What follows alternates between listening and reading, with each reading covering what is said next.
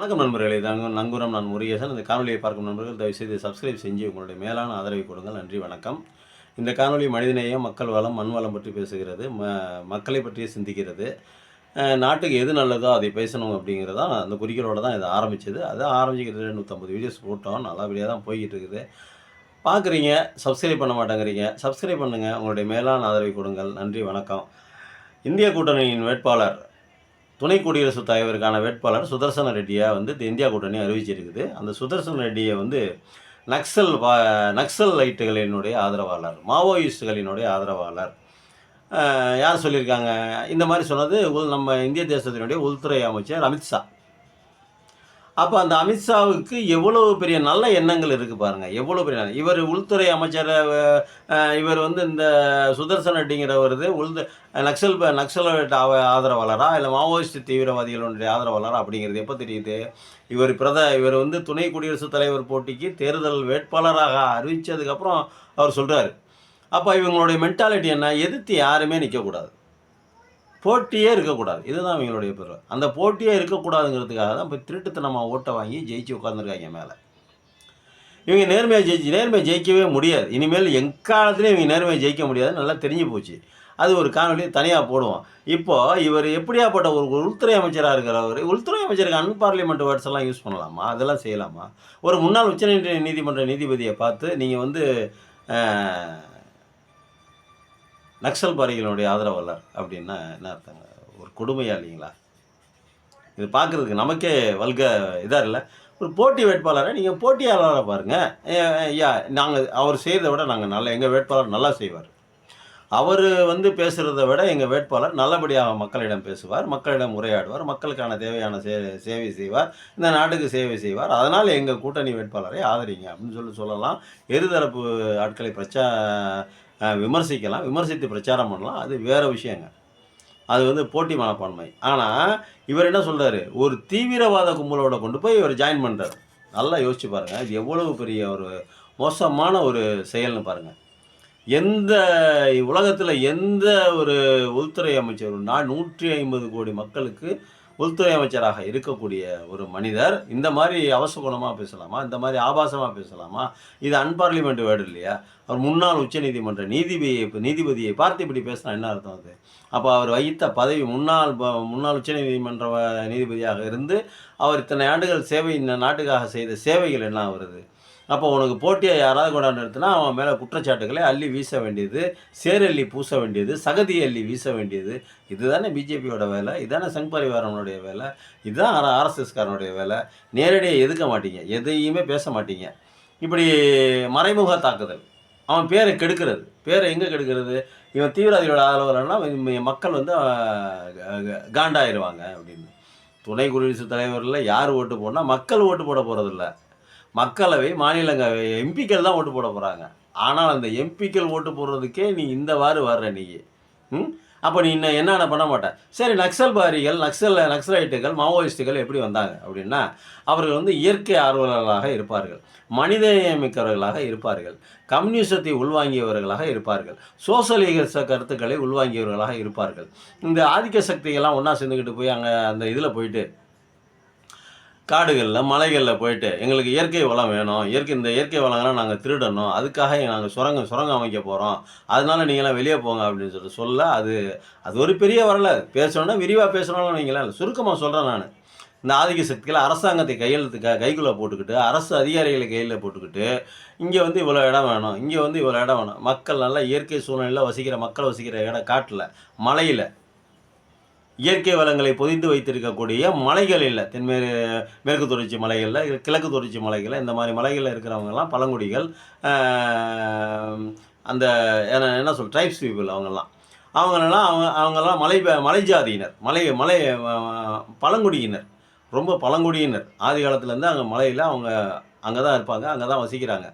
அவர்களையெல்லாம் அப்புறப்படுத்தி விட்டு அந்த நிலங்களை ஆட்டையை போட்டு உள்ளே இருக்கிற மண், கல், ஜல்லி, சிமெண்ட்டு இதெல்லாம் தயாரிக்கிறதுக்காக வேண்டி அவங்க அந்த பாறைகள்லாம் உடைச்சி அந்த இயற்கை வளங்களை காலி பண்ணி, அது மட்டும் இல்லை, இந்த தனிமங்கள்லாம் நிறையா இருக்கும். ஜிப்சம் அது இது லிட்டூல்ஸ் நிறையா இருக்குது. அதை பற்றி பேசினா அது ஒரு பெரிய காணொளி. இதெல்லாம் எடுக்கிறதுக்காக, திருடுறதுக்காக, கொள்ளையடிக்கிறதுக்காக, அரசாங்க ஆதரவுடன் அந்த இயற்கை வளங்களை, நாட்டின் இயற்கை வளங்களை கொள்ளையடிப்பதற்காக அரசு அதிகாரிகளை, அரசியல்வாதிகளை கையில் போட்டுக்கிட்டு, பிரதமர் முதற்கொண்டு கையில் போட்டுக்கிட்டு இவர்கள் அந்த மக்களை துன்புறுத்த போக, அந்த துன்புறுத்தல் தாங்க முடியாமல், அந்த இம்சையை பொறுக்க முடியாமல், அதில் ஒரு சில இளைஞர்கள் நக்சல் சண்டைக்கு போகிறது, பேசுகிறது, வைக்கிறது. அப்புறம் போலீஸ்காரங்க வருது, இவங்கள தூக்கிட்டு போய் அடித்து கை காலை ஒடிக்கிறது. இதே மாதிரி தொடர்ந்து நடந்துக்கிட்டே இருந்தால் அவங்க என்ன பண்ணுவாங்க, அப்போது நமக்கு இருக்கிறது ஒரே விஷயம் ஆயுதம் தான் அப்படின்னு சொல்லிட்டு ஆயுதம் ஏந்தி போராட ஆரம்பிச்சிடறாங்க. இவ்வளவு தாங்க மேட்ரு. இதான் நக்சல்வாதிகள். மற்றபடி அவனுக்கு சொந்தமாக எதுவுமே தேவை இருக்காது. என்ன கேட்க போகிறான், தனிநாடு கேட்பான். அஸ்ஸாமில் தீவிரவாதிகள் இருந்தாங்க, நக்சல்வாதிகள் இருந்தாங்க. என்ன கேட்டாங்க, அவங்க கேட்ட கேள்வி என்ன, எங்களுடைய நாட்டில் விளையிற ரப்பரு, ப்ளைவுட்டு எங்கள் இந்தியாவிலேயே எங்கள்கிட்ட தான் அதிகமாக இருக்குது. அஸ்ஸாமில் தேயிலையும் அஸ்ஸாம் தேயிலை தான் ரொம்ப பெஸ்ட்டு. அதனால் எல்லாம் இந்த இயற்கை வளங்கள்லாம் இதை பூரா இந்தியா பூரா கொடுக்குறீங்க, இதை வெட்டிக்கிட்டு போய் ஊர் பூரா பண்ணுறீங்க, எங்களுக்கு அதனால் நட்டம் வருது, எங்களுடைய வாழ்வாதாரம் பாதிக்கப்படுது, எங்கள் சொத்தை எங்கள்கிட்டயே கொடுங்க, நாங்கள் பார்த்துக்குறோம் அப்படின்னு சொல்ல போக ஆமாம் இதாகிட்டான். அவனை எடுத்து அடித்து சண்டை போட்டு கைகளை ஒழிச்சிட்டு இருக்கான். இன்னும் நக்சல்வாதிகள் இருக்காங்க. நக்சல்வாதிகள் சொல்லிக்கிட்டு இருக்கிறவங்க தீவிரவாதிகளாக இருக்க மாட்டாங்க. தீவிரவாதிகள் இவங்க சொல்கிறாங்க அரசாங்கத்தால் கட்டமைக்கப்படுகிறது. ஒருத்தனை பிடிக்கிறான்னா அரசாங்கம் கட்டமைக்கும். இப்போ எப்படி சுதர்சன் ரெட்டி எப்படி அமித்ஷா கட்டமைக்கிறாரு அது மாதிரி. ஆக நம்ம என்ன சொல்ல வரோம் அப்படின்னா, நக்சல்களோ இல்லை மாவோயிஸ்ட்டுகளோ யாரும் தீவிரவாதிகள் அல்ல, பயங்கரவாதிகள் அல்ல. மக்களுக்காக போராடுபவர்கள், மனிதநேயம் மிக்கவர்கள், இயற்கையை ஆதரிப்பவர்கள், இயற்கையை கெடுக்கக்கூடாதுன்னு நினைப்பவர்கள். இவர்களைத்தான் மக்களுக்காக போராடினாவே அது ஆதிக்க சக்திகளுக்கு பயங்கரவாதிகளாகவும் தீவிரவாதிகளாகவும் தான் தெரியுது. என்ன பண்ணுறது, அப்படி இருக்குது. இதே மென்டாலிட்டியில் தான் இப்போ அமித்ஷா சொல்லியிருக்காரு, சுதர்சன் ரெட்டி ஒரு மாவோயிஸ்ட் ஆதரவாளர் அப்படின்னு. முன்னாள் உச்சநீதிமன்ற நீதிபதி. இப்போ ஒரு காணொலியில் ஒரு ஒரு ஒரு இது வந்தது, ஸ்லேடு ஒன்று வந்தது. என்ன வந்ததுன்னா, அதானிக்கு 11,000 சதுர கிலோமீட்டர் இடம் வேணுமா. எதுக்கு, சுரங்கம் அமைக்க. எந்த ஊரில், மணிப்பூர் பூரா மழை தானே. அந்த இயற்கை வளங்களை கொள்ளையடிப்பதற்கு 11,000 சதுர கிலோமீட்டர் இடத்த வேணுமா. 11,000 சதுர கிலோமீட்டர் யோசிச்சு பாருங்கள். அரசாங்கம் உடனே தூக்கி கொடுத்துரும். ஆனால் அங்கே இருக்கிற மக்களை அப்புறப்படுத்தணும்ல. அதுக்காக தான் இந்த சண்டையை. இது அரசு இந்த ஆதிக்க சக்திகள் இணைந்து இந்த சண்டையை மூட்டி விடுது அப்படின்னு சொல்கிறாங்க. அந்த ஸ்லேட்டில் சொல்லுது, அந்த காணொலியில் ஸ்லேட்டில் சொல்லுது. இப்போது யோசிச்சு பாருங்கள், அது உண்மையாக தான் இருக்கும். ஏன் உண்மையாக தான் இருக்கணும் அப்படின்னு சொல்லிட்டு நான் சொல்கிறேன் அப்படின்னா, இன்னும் இவ்வளோ கொடுமைகள், இவ்வளோ சித்திரவதைகள், உலகளாவிலான பிரச்சனைகள் மணிப்பூரில் நடந்து போயிடுச்சு. உலகத்துக்கே தெரிஞ்சு போச்சு. அந்த பெண்களை நிர்வாணமாக கட்டி இழுத்துட்டு வந்தது அதெல்லாம் தெரிஞ்சு போச்சு. இவ்வளவு கொடுமைகள் நடந்தோம், இவ்வளவு சித்திரவதைகள், இவ்வளவு பேர் இறந்தோம், இவ்வளவு பேருக்கு கைகால் போய் உடஞ்சி கிடஞ்சி எல்லாம் போயும். இன்னும் நம்மளுடைய நாட்டின் பிரதமர் அந்த இடத்துக்கு போகல, மணிப்பூருக்கு போகல. ராகுல் காந்தி போயிட்டு வந்துட்டார், எதிர்கட்சி தலைவர் அந்த ஊருக்கு போயிட்டு வந்துட்டார். ஆனால் நாட்டை ஆளக்கூடிய அதிகாரத்தில் இருப்பவர்கள் இன்னும் போகல. அப்போ என்ன தோணுது நமக்கு, அப்போ உள்குத்து மாதிரி அப்படி தானே தோணுது. இதே கதை தாங்க நக்சல்வாதிகள். இப்போ அந்த ஊரில் இருக்கிறவங்க பூரா என்ன பண்ணுறான், அரசாங்கத்தை எதிர்ப்பவங்க பூரா தீவிரவாதிகள், அவங்கள பூரா அடித்து கொள்ளுது அப்படிங்கிறத அரசாங்கத்தோட வேலையாக இருக்குது.